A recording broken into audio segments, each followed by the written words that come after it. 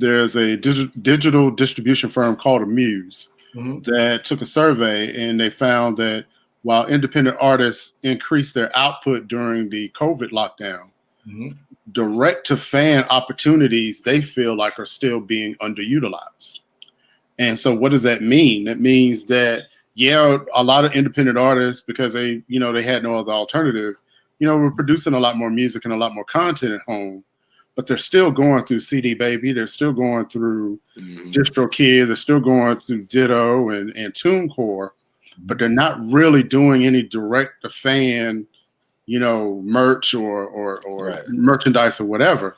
Right. And so I put this question out there. Why do you think there is such a hesitation in independent artists going completely independent, bypassing all digital platforms and just saying, hey, if you rock with me, you want this music, you want this t-shirt, this is the only place you can get it.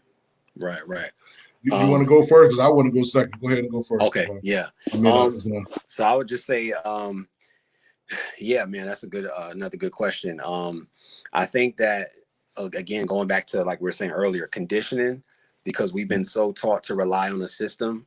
So as long as there is those opportunities out there, we're gonna feel like, hey, we need to use those. And especially, I think even if somebody starts off like that and then they start to get a bigger platform, because a lot of these guys, I'm like, yo, like if you signed a 1 album, 2 album deal, like the popularity that you got, you good. Like you've built a fan base to where like your fan base ain't gonna turn on you because you're like, yo, man, my new album's out and it ain't with Warner Brothers. Like, you know what I'm saying? Like they support you. But I think what happens is, you get comfortable. It's almost like, even like if somebody's staying in your house where it's like, hey, you like, yo, you got 3 months, to get your stuff together. And then they get comfortable. And now it's like, you're so used to that. You don't want to take that risk to be like, hey, man, now it's not as important to you because you're comfortable. You're eating. You may not even be making millions of dollars, but now it's like, do I really want to just have it to where it's just my website and you buy my music through there instead of having all these other outlets? I think there's pressure in that area because there are some people that's like, look, I'm a Spotify. I've had people myself that's like, look, man, I love your music, man, but I'm Spotify, man. If you get it on Spotify, I'll bump it. And it's like, bro, if you like my music, you like my music, you know what I'm saying? But I think there's pressure from fans too, because, you have the Apple, you have Tidal, and, you have people that have their own turf. And they're like, look, man, I'll bump it, but I'm only going to bump it on this platform, or I'm only going to bump it on that platform. So I think you have that as well. Go ahead, Rico, but I got a comment to that. Well, go ahead and make your comment to that, man. Yeah, because only thing I'm going to say about that is going back to history, going back to us being history buffs. Right. 1865, the end of slavery, you had a whole generation of slaves that became sharecroppers. Right. Why? Because they went back to the plantation. New slavery. Yeah. They wanted to be free, but they didn't really want to be free. Right. Hey, now hold on, man. No, you ain't supposed to be in my head. What? Look. You want to be free, but you really don't want to be free. Yeah, I saw what. I wasn't trying to be the bad guy in this one, so no.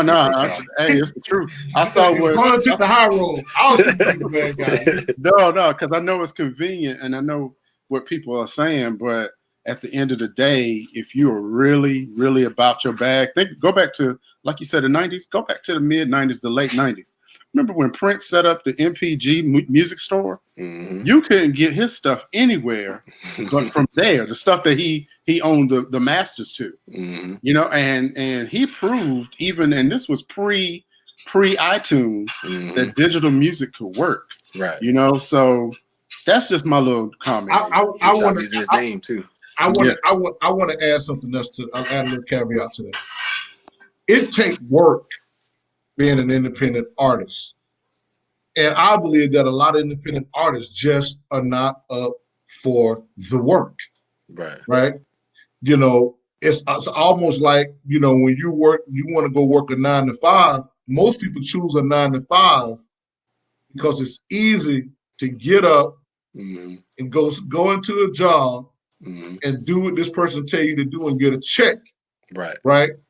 Versus you have to condition yourself. I love that word, condition. You have to condition yourself, prepare yourself, sharpen your skill set to go out and get money.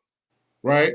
And although you may only get a little bit to start with, but it may come over time.